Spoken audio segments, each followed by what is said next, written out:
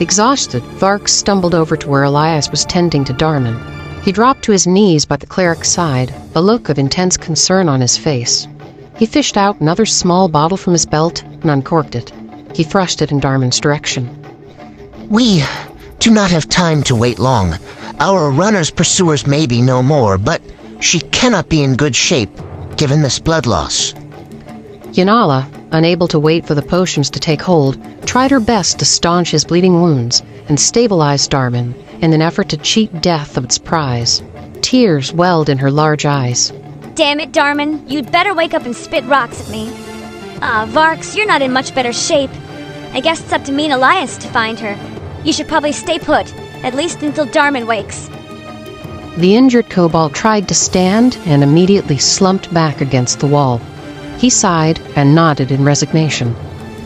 Understood. I will watch over Darman as long as it takes for him to wake. Just then, Darman grunted and coughed a bit of blood and gravel. His face twisted in pain, and he opened his eyes. No splitting up. Besides, I'm fine. You should see what's left of the boulder. Slowly, he pushed himself up to a sitting position, leaning back against the wall while holding his ribs and squinting in pain.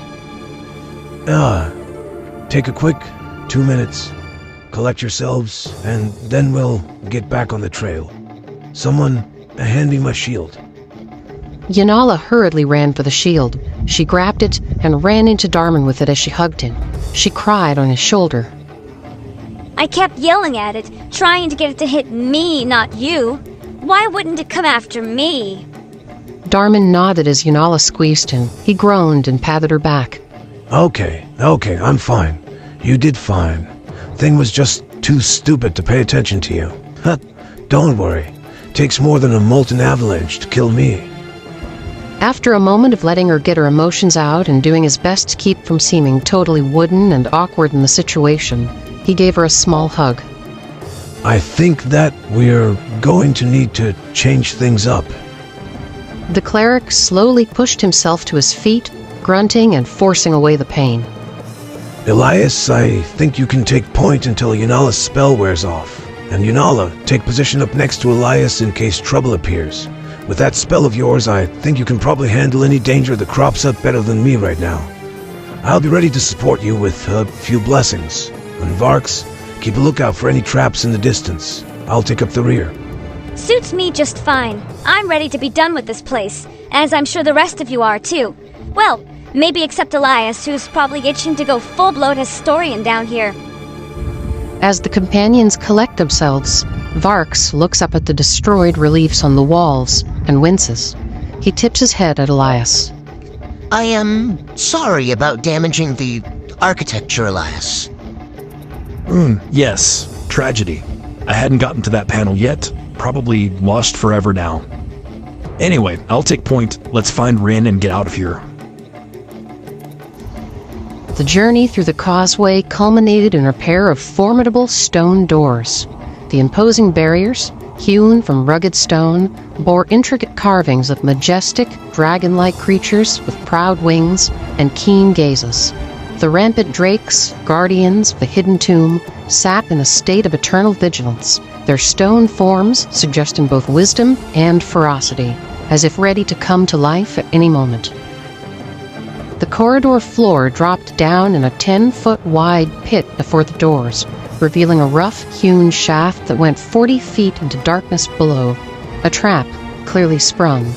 The blood trail was weaker here, and looking across to the other side of the pit, luckily there were signs that it continued up to the door, which appeared to be partially opened, the smallest amount, toward the interior. After traversing the gap, Elias slid up against the door and peeked inside. He half expected Rin to be sitting on the other side of the room, mostly dead from blood loss, holding a crossbow pointed directly at the door. Finding the door mostly closed, Elias pressed the door long enough to realize it was wedged shut. He sighed audibly and then took a deep breath. Rin, are you still alive? Same as Zarek. Wouldn't even acknowledge me until he saw the mark. We're not your enemy. Lady Arlona sent us. Zarek said to tell you that he's sorry he wasted your pay on that dress. No response came from the other side of the door. Darman looked down at Varks. Any traps over there? I want to get this damn door open. Varks shook his head. There are no traps on this side of the door that I can detect. It's jammed. Something's wedged on the other side. She's probably tried to hold up inside there. Might be passed out from blood loss. Breaking this door down, not easy. I'm going to slip through the crack. I'm cutting in. Don't shoot me before I've had time to show you the scar on my collarbone. Like smoke, Elias's body vanished and he seeped through the crack. Moments later, the stone door slowly scraped open, revealing a corridor that was only about 20 feet long. Beyond it, there was a larger chamber. The walls were dark granite, as was the floor, and there was a bloody smear that extended from about chest-high all the way to the floor, where a pool of dried blood sat, devoid of any person or creature that would have made it. Past this pool, there was no more blood trail, no more footprints, save for two. Heavily booted and larger than Rin's, they simply appeared not far away, opposite the pool of dried blood. No sign of a trail leading to or away from them was present. In the chamber ahead, tall columns of basalt, intricately carved to resemble black lotus trees, encompassed the chamber, providing support for the vaulted ceiling. Slabs of the same basalt lined the walls, depicting the heroic tales of a Selimic knight etched into the rugged surface. At the center, a solitary stone sarcophagus rested upon a dark granite floor, and at the far end, there lied a dark doorway.